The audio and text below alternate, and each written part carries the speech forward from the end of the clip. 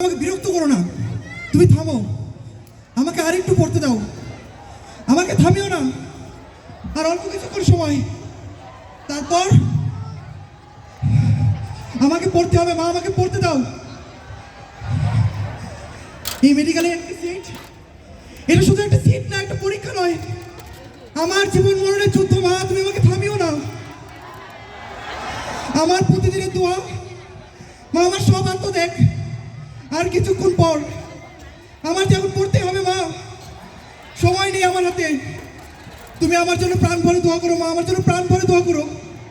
আমি গেলাম মা, আমার স্বপ্ন জয় করতে আমি গেলাম।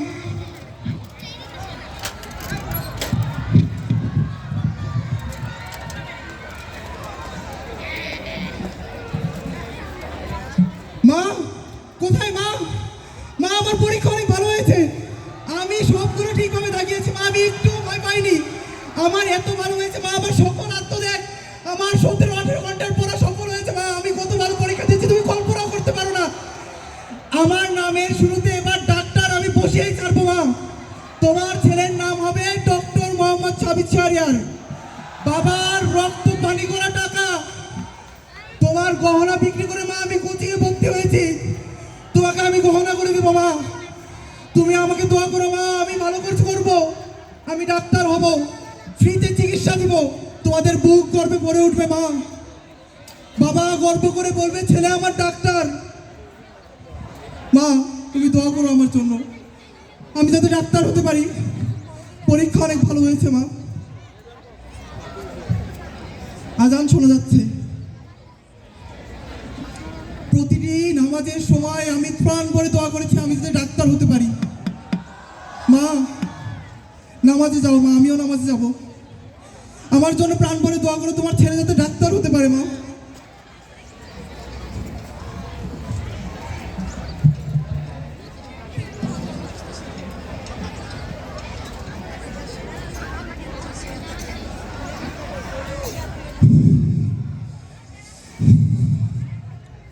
সময় যেন কাটছে না।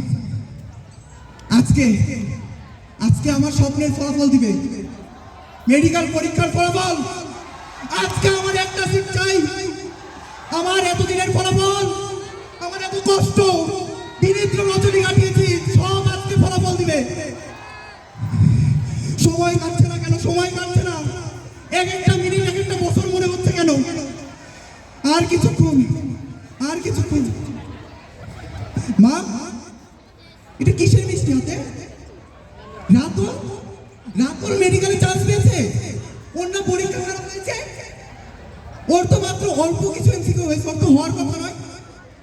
68 মার্কেও চান্স পেয়ে গেছে, আমি তো তাহলে চান্স পাবো, এটা কোনো ব্যাপারই না।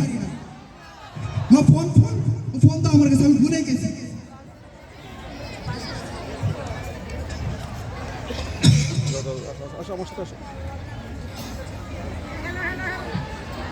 মা, আমার আমার আমার আমার চান্স হয়নি, আমার চান্স হয়নি। মা, নেটের সমস্যা মনে হয়, বর্তমানে মানুষের যে অবস্থা, নেটের সমস্যা। আমি আবার চেক দিব, আমার হবে না মানে? মা, আমার সত্যি হয়নি। মা, আমি এত মার্ক বেশি পেয়েও কেন হয়নি? রাতুলের 68তে হয়েছে, আমার 78 কেন হলো না? মা, কোটা কোটার নম্বর পেয়েছে, আমার পরিশ্রমের থেকে কেউ কোটা বেশি, আমার কোটাও পরিশ্রম করেছে, কোটা পরীক্ষা দেয়, আমার এত পরিশ্রম করে দাম নেই। মা, আমার পরিশ্রমের কোনো দাম নেই।